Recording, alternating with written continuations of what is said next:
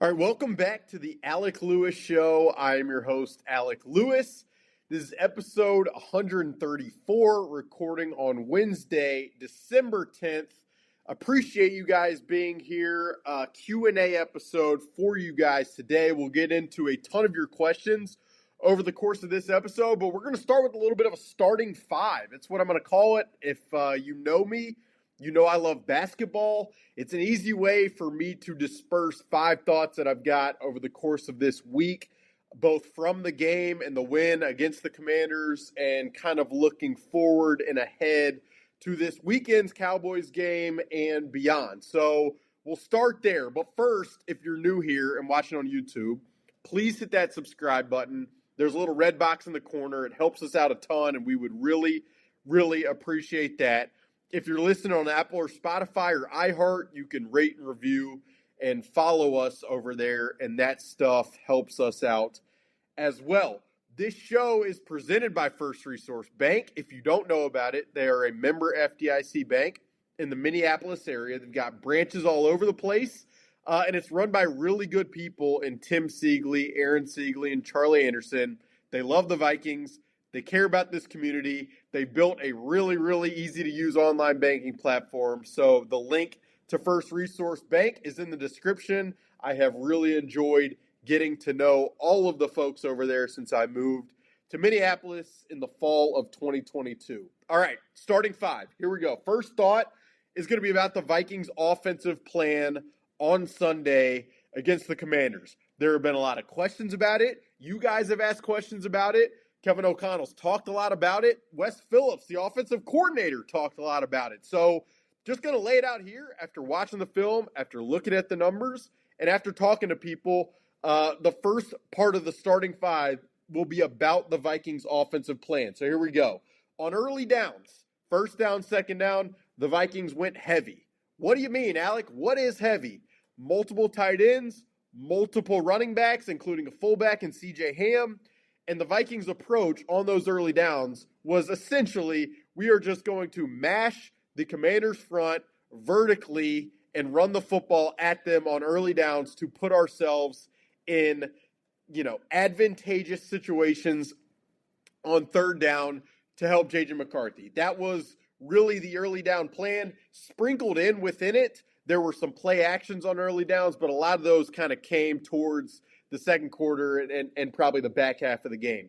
On third down, the Vikings went shotgun, empty, clearing it out, making the picture pretty obvious for J.J. McCarthy of what he's looking at, where the defense is aligning, and it was like a spread college-y look. So you were living in two different worlds, in two different situations, and it was a very sensible approach against the Commanders' defense that is pretty stagnant. Their front does not create a lot of pressure, and their back end, you can tell by the way that Dan Quinn and that coaching staff calls it, they don't have a lot of faith in that back end to disguise, to be multiple, to press receivers. Like, it is a pretty vanilla defense, and so that was one way to just be able to target the opposing team and the Washington Commanders pretty clearly on late down. So, again, you're living in two drastic worlds. Early downs, heavy run game, multiple tight ends, multiple running backs, including C.J. Ham. On third down, shotgun, spread it out, make the picture as clear as possible, and attack from there. A lot of the passing game was quick reads. What do I mean by that? It is an out route to T.J. Hawkinson in the flat, and you just put the ball on him and let him scoot up the left sideline for 10 yards. It's a two-person concept on the left side where you're saying yes or no to Justin Jefferson, and then you're throwing it behind that player to Jordan Addison on kind of a corner route. Like, that's what a lot of the game was. There were screens mixed in. There were, speed outs to Jalen Naylor on the sideline where he presses vertically and just peels it off against kind of an off coverage, cover three look. So a lot of quick reads. There was not a ton of asking J.J. McCarthy to read the entirety of the field and go 1 to 2 to 3 to 4 all the way across, which also makes it easier on the offensive line where they don't have to block for 3+ seconds. even against the Commanders front that is not exceptional. It also, there was a lot made last week, and Kevin O'Connell even referenced the simplification of the offense. It was something Wes Phillips talked about, Aaron Jones talked about it, Justin Jefferson was asked about it. The simplification, if there was really any, a lot of those, and I'm going to segue to my next point of the starting five, but a lot of, if there was a big change, it might have been at the line of scrimmage before the snap. It did not feel as if there was as much commotion, communication, delineation of we're changing the play here, we're doing this. There were some, you could see if you go back and watch the film, J.J. McCarthy is putting his hands on his helmet, which typically means he's canning a play from one to another or confirming a play from a play to a play. And so, but if there was any meaningful shift for me rewatching the TV copy and the film, it's likely that the pre-snap operation and mayhem, that's probably where the lessening or the simplification happened, is what I'd say. So that's kind of the first part of the starting five. Just want to lay out what the Vikings plan was and looked like in the game on Sunday against the Washington Commanders, because you guys asked a lot about it. All right, second point of the starting five. The passing concepts that I just referenced, the speed outs, the quick outs, the screens, the quick game over the middle, the first play of the game to Ben Sims, not a crazy shift from what the Vikings had put together for J.J. McCarthy in previous weeks, from the Bears game to the Packers game. A lot of the quick game has been there. The screens, they've been there.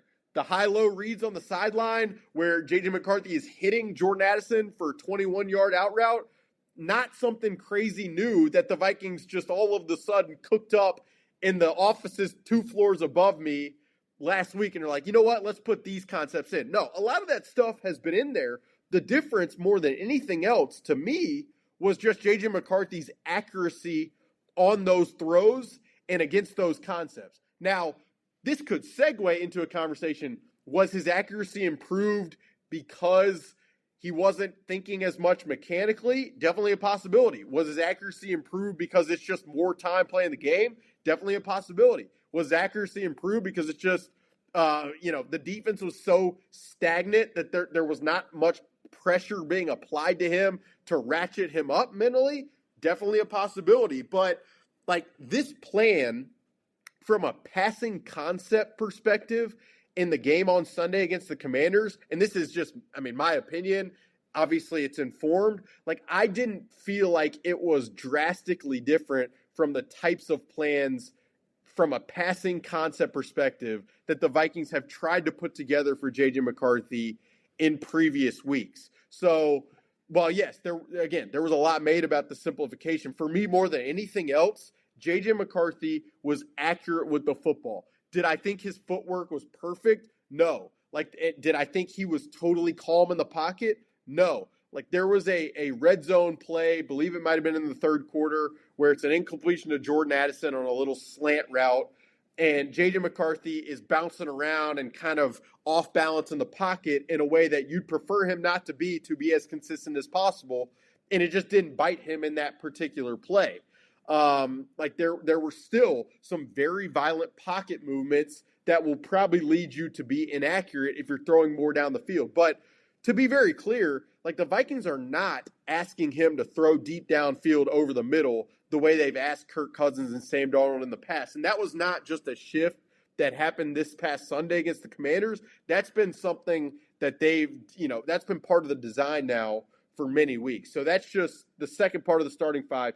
Don't think the passing concept and design was crazy drastically different from what we've seen. The third point that I want to make is you cannot overstate the importance of the Vikings being able to play with the lead in that game. So in the first 13 weeks of the season, I thought this was crazy. The Vikings only had 128 offensive snaps with the lead in the football game.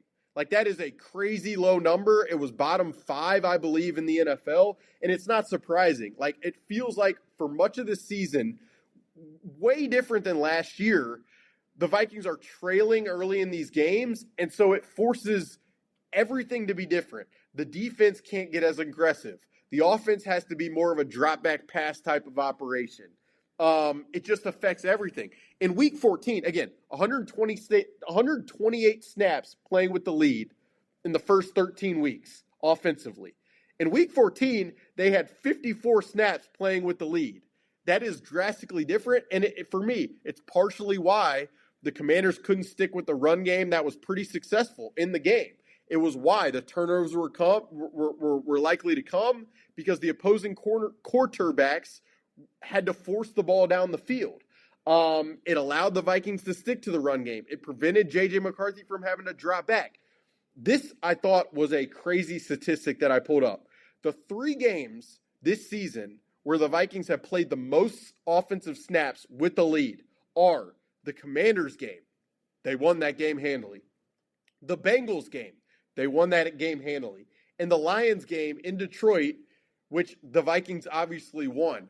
That feels, this formula feels to me so conducive and so paramount to this team winning this year. So honestly, the rest of the way in these final 4 games, if I were you guys and I'm watching from home and I've got a beer in my hand, or chips and dip on the table, or wings, or whatever suits you, Jersey Mike's, which still hasn't sponsored the podcast, and no, I'm not heard about it.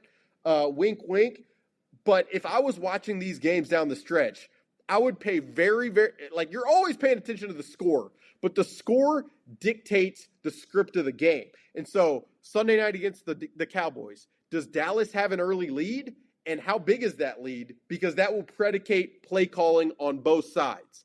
Against the Lions, same deal. Against the Giants, same deal. Against the Packers to end the season, same exact deal.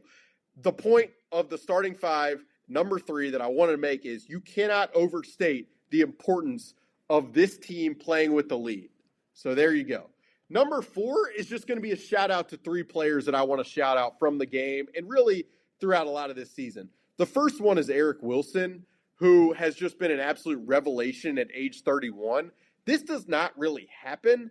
I asked Brian Flores on Tuesday, is there an arc of a player in your background that kind of comes to mind when you think about a player becoming a certain starting type of caliber player this late in a career and having such a high impact on games? And Brian Flores sat there at the podium, or the lectern, whatever you call those things, for a second, and then 2 seconds, and then 5 seconds, and then 10 seconds. He's like, you know what? Really, the only player that comes to mind is Zach Bond. And for those of you who know, Zach Bond was a defensive lineman for the Saints, who the Eagles signed, and Vic Fangio really was sought after by Vic Fangio. Funny enough, he was also really sought after by Brian Flores in this defense. But the Eagles ended up paying Zach Bond, and Zach Bond has transitioned and become one of the best linebackers in the NFL. He's younger than Eric Wilson, which made Brian Flores say, this is kind of a one-of-one type deal. This guy, Eric Wilson, is everywhere. He has applied pressure up the interior at a clip that transcends any other linebacker really in the NFL. He tracks down the ball carrier in space with elite closing speed. Brian Flores said on Tuesday that he's told many production meetings, meaning the commentators of the game each weekend, they have this meeting before the games with the production crew where they get into some of the nitty gritty. And Brian Flores said he's told a lot of those groups and commentators and analysts, he wishes he had Eric Wilson 5 years ago, because there's no telling what type of player and production and salary that Eric Wilson would have generated had they been together. So just an incredible season from Eric Wilson. Cannot tip my cap enough to what he's done. It's just been an incredible signing. The second player I wanted to shout out as part of this is C.J. Ham.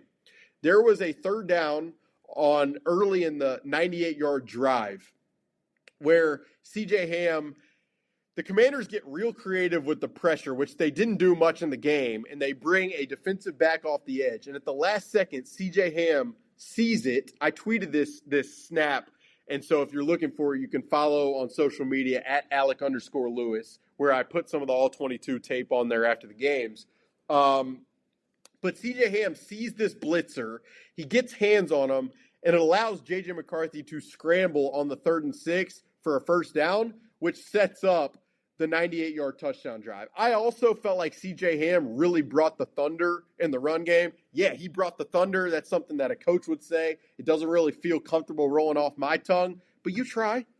Like, you got to, it's what you got to do. Thought C.J. Ham was exceptional, again, in the run blocking phase, and then is usually reliable in pass protection. So it's never really going to get the most, praise, attention, but definitely felt like he played a role on early downs, and then I mentioned the late down where he was huge. And then the third player I want to mention is a guy I've talked a lot about all year, Jalen Nailor. Just felt like whether it was the little flip on the motion early on the first drive where he scampers up the left sideline for 9 yards, or whether it was the speed out that I mentioned where he presses vertical and makes the opposing defense really guard him vertically and then peels it off toward the sideline. Like, Jalen Nailor has been so reliable. He doesn't have a drop this season. Looked that up before this podcast, which is pretty crazy to me. So just highly, highly impressed with the consistency really on a week-to-week basis. In what is a contract year, shout out to Terez Paylor, the late Terez Paylor, the great Terez Paylor, who used to say that contract years are undefeated. He is absolutely correct. And then the fifth part of the starting five, before we get to you guys' questions, just if you haven't seen it, please go look for Harrison Smith's comments post-game and just the emotion that he showed. It was in kind of after some questioning from Chip Scoggins, the great Star Tribune columnist, and Harrison was just talking about how kind of the pregame messaging was play for the 16-year-old version of yourself, and how that hit how that hit home for him. Harrison Smith, just a consummate pro. This dude has given everything to this organization, and for him to, have the interception in a game like that in what has been a really taxing season for him, whether you're talking about the personal health matter that he had to work through early in the season, or whether you're talking about just the team not winning at the clip that he hoped for when he signed to play another season. Like, to see that emotion should be celebrated. His career should be celebrated over the course of his last 4 games, regardless of what might be his future. Just wouldn't take for granted the opportunity to watch him do what he does. I try not to on a week in, week out basis. So Harrison Smith, if you haven't seen that, go look for his comments after the game, the emotion that he showed. All right, we're going to get to your questions here right quick. But before, wanted to, have a little word for a company that has been so supportive of the Alec Lewis Show all season. All right, that company is Unreal. It is a locally owned and operated clothing company that has gone national, frankly, and I'm obviously wearing it here. You see me wearing it now on every podcast. You see me wearing it all over the place, everywhere, all the time. Our marketing director is now making fun of me for how often that I'm wearing it on a daily basis, but it looks good, in my opinion, and that's all that matters. And it's comfortable, which really is what matters. So Unreal, the clothing brand, they've got these limited edition hoodies, and I want to pull this out if you're watching on YouTube. This one is a winter whiteout elevation hoodie.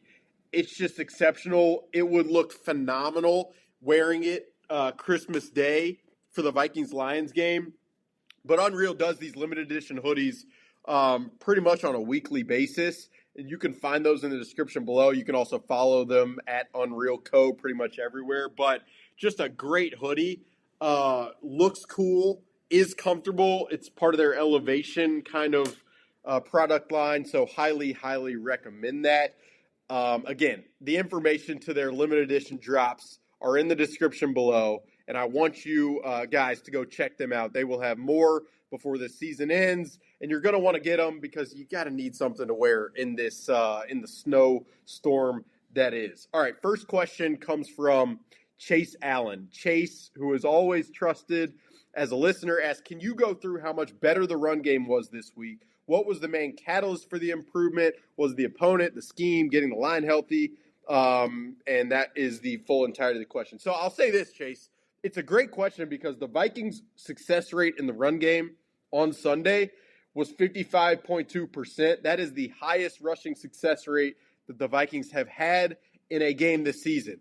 It was obviously a run game that looked good. It looked fluid. It was efficient. It was easy to watch. The reasons for it, you hit a lot of them, but it all matters with the run game. Like, not to go on a crazy tangent, but analyzing the run game numerically is often kind of difficult because you're segmenting the offensive line production, the defense and their skill set, the running back and the running back's ability to make guys miss. So run game numerically is really hard to evaluate. That's why the film's so important. The 5 offensive line being healthy is critical. Before Sunday, Will Fries, Brian O'Neill, Ryan Kelly, Donovan Jackson, Christian Darrisaw had only played 35 snaps together this season. That's crazy. And had I told you that prior to the season, had I said, guys, until week 14, you're only going to see that group together for 35 snaps, you would probably have said, oh boy, what is it going to look like? Who are the backups? How does that work? How much harder does that make it for J.J. McCarthy? So, it is a real meaningful, important data point of this season. But this 5 offensive line, 5 guys working together, played a critical role in the run game, moving guys vertically. Ryan Kelly had a really good game on film, in my opinion. So did Brian O'Neill. And then again, you can't not mention the personnel usage of 3 tight ends, of C.J. Ham. That stuff mattered in terms of the success of the run game. The Commanders' front and it being weak is definitely something to mention. Deron Payne, their interior defender, is the best guy they've got on that front, and it's just not an exceptional group. Also thought the backs ran really good, and I put on social media that Jordan Mason, for my money this year as a pure runner, has been exceptional. His vision is crazy to watch. The fumbles have definitely been an issue. The pass protection is a major issue and probably the primary reason that the 49ers were willing to move him this past offseason, but thought the running backs ran well too. So the combination of all of that is what it takes to be a really good run game. In my opinion, the scheme wasn't crazy, unique, creative. It doesn't remotely compare to what you're seeing in certain, situations right now. If you were to go watch the Miami run game, it kind of looks like a different sport than what the Vikings are right now. But a lot of that is because they probably trust that group. They spend the time on that group. Their offensive line has guys like Aaron Brewer who can pull. So all of that stuff matters in the assessment of the run game. The next question comes from Sean Marthis. Sean asks, what will it take to get Justin Jefferson the ball? At this point, JJ seems reluctant to throw anything past the line of scrimmage to him, which obviously isn't sustainable. So this was a question and a conversation that a lot of people wanted to have of, Justin Jefferson has had 2 catches in the past 2 weeks. Past 2 weeks, he's had 2 catches in each game. Last week, 2 catches for 11 yards. The week prior, 2 catches for 4 yards. No, that is not sustainable. That is not good. As much gravity as he creates for others, you just can't really have a guy like him struggle as much as you can't have the offense struggle as much as it has to get him the ball. Part of the Justin Jefferson thing for me is the Vikings aren't really throwing a ton over the middle of the field right now. I'll say this, I looked this up. So from 2022 to 2024, the Vikings had 836 attempts between the numbers. That was 6th in the NFL over that span. This season, in 2025, they've had 156 attempts between the numbers. That's 28th in the NFL this season. J.J. McCarthy's only thrown it between the numbers 61 of his 182 pass attempts this season. So you guys might be wondering, why does that affect Justin Jefferson? Well, there's only so much space on the field. And if you're not using that area with inbreakers the way that they have, it affects maybe Justin Jefferson's greatest skill set, which is his deception and his route tree down the field. If defenses and cornerbacks and the secondary can weed out a little bit of the possibilities of where Justin Jefferson might go, it makes it easier to cover him. The other aspect of it is he's just definitely getting a lot of double coverage and a lot of attention from multiple bodies on the field. And so to beat those types of coverages, it often requires more of your designer style passing game, which is to say, like, more, the types of routes and concepts that you probably have to implement within a season that you don't work on all throughout the summer and train it, like just not your base concepts. And what we've learned, really, I think what we learned Sunday, and JJ McCarthy said after the game that a lot of the Sunday concepts were some of the base stuff that the Vikings implemented throughout the spring and summer. Now, what was interesting, it was in the third quarter with the minute 18 left in that game, the Vikings went with like a 3-by-1 formation with a little 3-receiver bunch on the right side. They short motion Jordan Addison to try to occupy the safety, and they get him. They occupy the safety, and so Justin Jefferson is running scotch-free vertical down the right sideline. J.J. McCarthy didn't launch the pass. It could have been, had he thrown it, had it been a completion, probably would have been like a 60-some-odd yard touchdown in years past. But J.J. McCarthy didn't throw it. Thought that was interesting. It was interesting after the game. Justin Jefferson was asked about it, and he kind of said they drew it up on the sideline. So for me, it's kind of an example of when you're trying to incorporate some more designer stuff to get Justin Jefferson the ball against the coverage looks that he sees, it feels like that is harder for J.J. McCarthy to accomplish than more of the base, whether it's 4 verticals, whether it's a high-low concept, more of the base type stuff. So I think all of that is a part of why it's been so difficult to get Justin Jefferson the ball in space. Like, I'd obviously still love to see a jet sweep to Justin or other aspect, slants in some capacity. But even like the slant route, what does that require? Accuracy on the body, on the break, with touch that's not sailed, or else that leads to, slants can lead to tips and overthrows, which can lead to turnovers, which has been really the primary focus that the Vikings have wanted to weed out of their passing game. So all of that, again, not targeting the middle of the field as much, and then a reluctance a little bit, or an inability a little bit to make some of these designer passing game concepts, for me, is why it's been so much of a struggle. And I'm not sure how much of that stuff will be able to get ironed out over the last 4 games. We'll see. Like, if they try to implement more and J.J. McCarthy is acclimating to game speed and being more accurate consistently, maybe it's possible to tap into that stuff, and maybe it's possible for Kevin O'Connell to then trust that J.J. McCarthy can throw it over the middle in certain capacities. So we shall see. Next question comes from Eric Hansen, who asks, I think the wide receiver picture beyond Justin Jefferson still needs to be figured out. Do you feel it could be a big question mark moving forward, and how you see it playing out? So it's a great question, Eric, because I'm actually writing about this at The Athletic for Thursday. You can stay tuned for that, theathletic.com, where I will be hitting the Jordan Addison, Jalen Nailor conversation a little bit in more depth. But Jordan Addison will be extension eligible this offseason. This year, he's had 37 catches for 510 yards for 3 touchdowns. He has also had 6 drops, the most of his career, which is kind of a jarring number. He was suspended the first 3 games. That obviously affects his production. He was also held out for a coach's decision in the first quarter of the Cleveland game in London. Don't feel like he's been anywhere close to as consistent as you would want, as maybe he's been in past years. The off-the-field stuff is definitely a part of the calculus. The drops, again, are jarring. Some of those may be somewhat of a byproduct of the lack of rhythm and timing in the passing game, but there have just been too many passes where, as a viewer, you guys, me in the press box, and guarantee you the Viking staff, it's just like you got to catch some of those passes if you're our first-round pick who were potentially ponying up big money. I've already talked about Jalen Nailor in this podcast. I feel like he's been so reliable.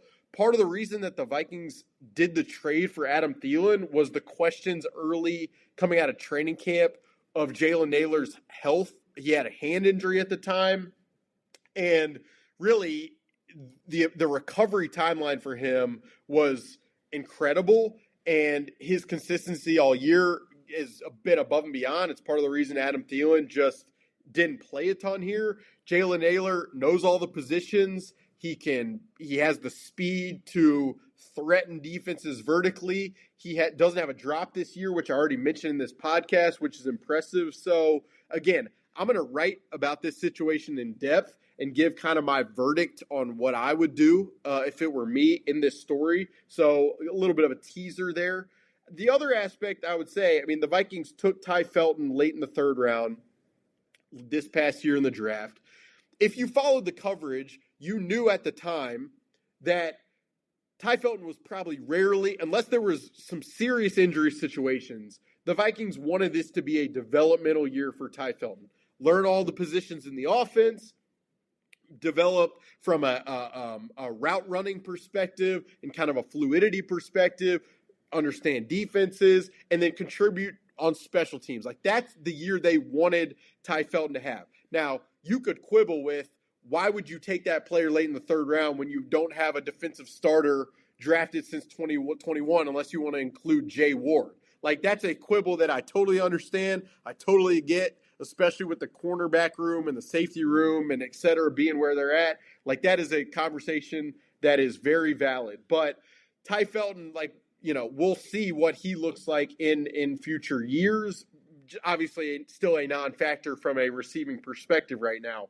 To kind of end the conversation on this subject, Eric, Jamison Williams, who was drafted a year earlier than Jordan Addison, became extension eligible and then signed a contract that's around $27 million a year in average annual value. That's a lot of money, frankly. Jordan Addison, like, I'm not sure, even with the cap probably going up, like, I'm not sure if $27 million would be, like, that feels like a bit much for Jordan Addison. Maybe it's $23 million, maybe it's $25 million. It's still a lot of money. Jalen Naylor might be in the ballpark of $12 million a year, $14 million a year. So you'd probably be saving like $10 million in cap space that you could allocate elsewhere. And I mean, again, that's the folks 2 floors above make they make more money to make these decisions, but I have opinions on probably what I would do. So that's what I'd say. The next question comes from a Twitter user whose name is @ThisCrapSucks, which is, I don't know what they're talking about, but I feel for them. What's the highest priorities in the offseason and in the first round of the draft? So it's a good question and something we will talk a lot about in the weeks and months to come. But I'd say positionally, the priorities have to be cornerback, safety, defensive line, tight end, running back, and then potentially tackle. I mean, why I say tackle is obviously Christian Darrisaw has had the injury situation that he's had this year. Brian O'Neill has had a great year, I've thought, just like he usually does when he's healthy. But he is entering a season where his contract gets a little bit interesting and might have to be reworked in some way. He's also above 30 years old. So, I mean, I know the team loves him, teammates love him, coaching staff loves him. But I guess the question would be, what are you allocating to a guy at that age? What are you okay with? And do you need depth kind of behind them? So as it relates to the draft with these positions, I mean, the fortunate thing for the Vikings is there's a lot of guys at a lot of these spots who are likely day one starters. And that's, I mean, Caleb Downs, the safety from Ohio State, Jeremiah Love, the running back from Notre Dame, Mansour Delane, the cornerback from LSU, Kenyon Sadiq, the tight end from Oregon, Peter Wood Jr., the defensive tackle from Clemson, Jeremiah McCoy, the corner from Tennessee. I could go on with the list and names and stuff like that, but like that's really where I'm at. And the argument, we'll probably have it over the course of the next few months, specifically of what's more necessary, corner or safety or defensive line or tight end or running back. So all of that stuff is worth asking about. It's worth talking about, and there will be a lot of it in the future here. Phil Kujawa asked a question that I've gotten a lot. Do you think KOC will ever hand over play calling to an offensive coordinator or just be a head coach? Like what I'd say here is it's really, really, really, really, really, really, really hard to imagine Kevin O'Connell, giving up play calling when they've had a quarterback capable of handling the extent of the offense that they've preferred. They've moved the football. Do I feel like the run game and mixing that in more is a necessity, has been kind of a priority and something that's need to improve. Yes.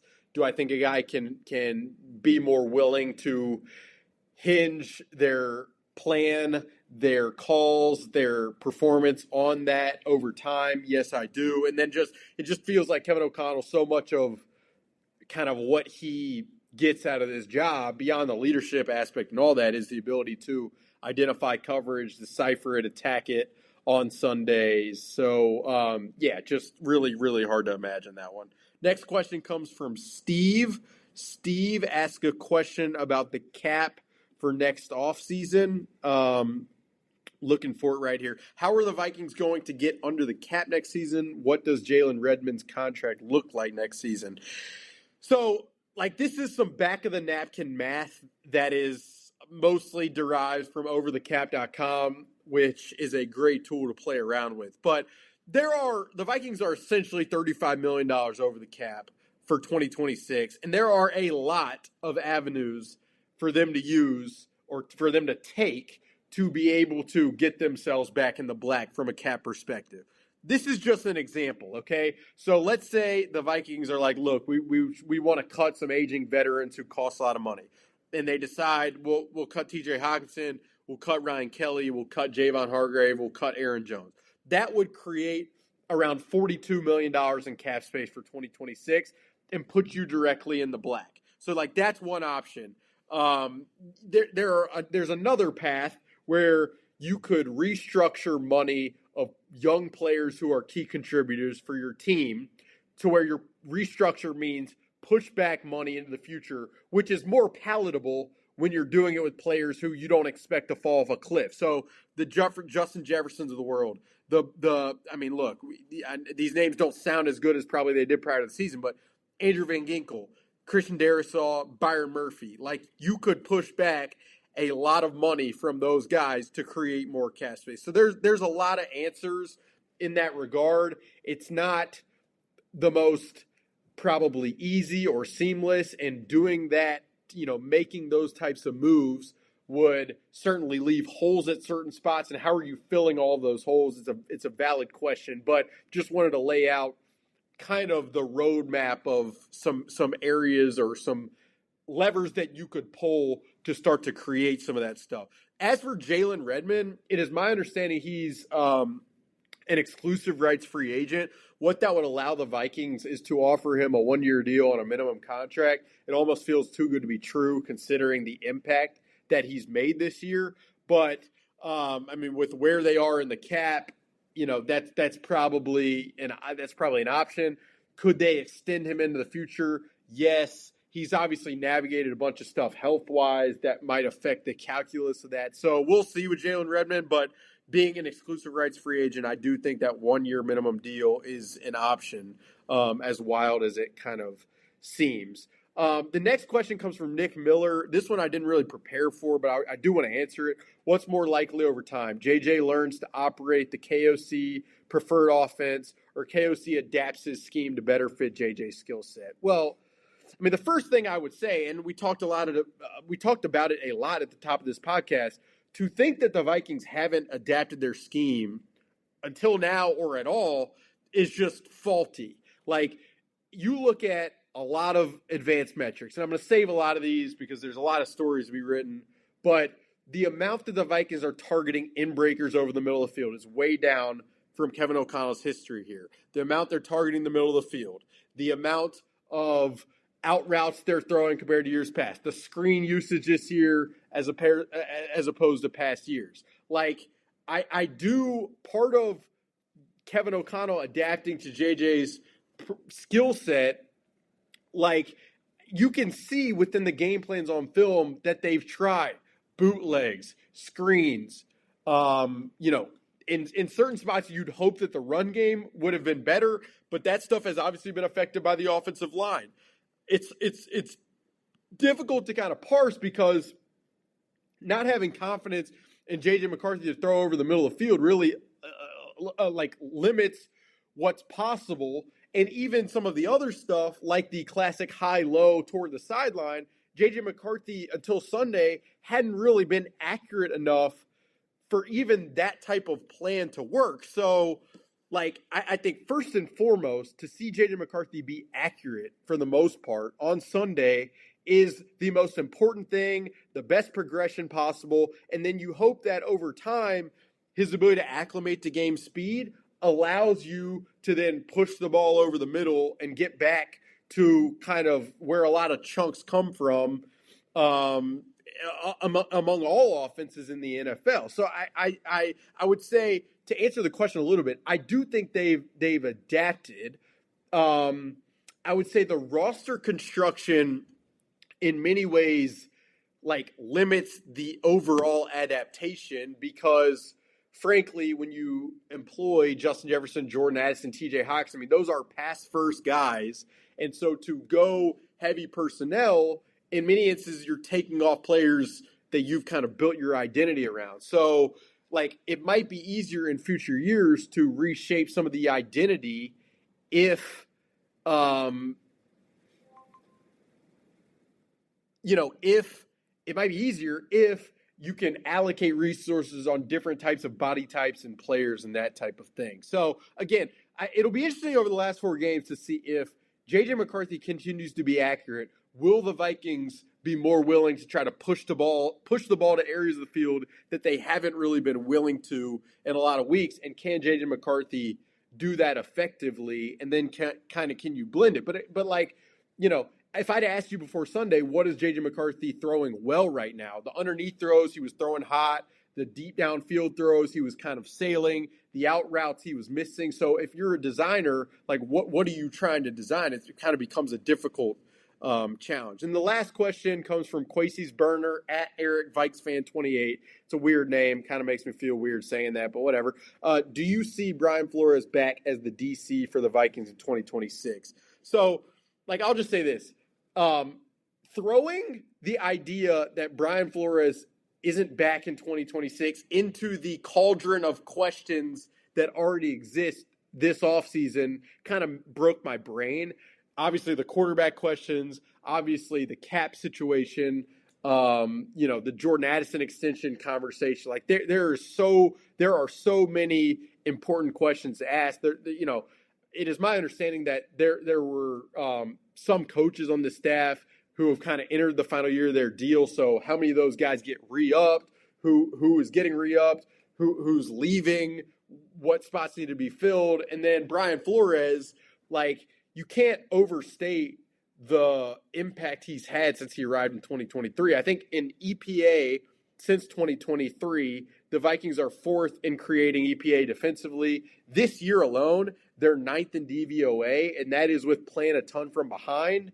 So, I mean, again, just the idea of needing needing to go find a new voice, a new leader, a new play call, like all of that would just throw an entirely more complex wrench into an offseason that I know we say it every year, big offseason, important offseason, a lot of decisions, but this one is obviously that. So I just wanted to answer that question in the sense that, like, the idea of thinking about that and going there kind of breaks my brain. So, but it's something that will be worth monitoring for sure, without question. So thank you guys for the questions. Thanks for being here on episode 134 of the Alec Lewis Show. The show is presented by First Resource Bank. It's sponsored by Unreal, that has the limited edition hoodies. The most recent one was the winter whiteout hoodie, which is exceptional. You can find that stuff in the link below. And then check out The Athletic, where we've got stories day to day, much more to come as this season moves to a close with 4 games left. It'll be interesting. We'll have another show later this week. But until then, enjoy navigating the snow, and we will talk to you very, very soon.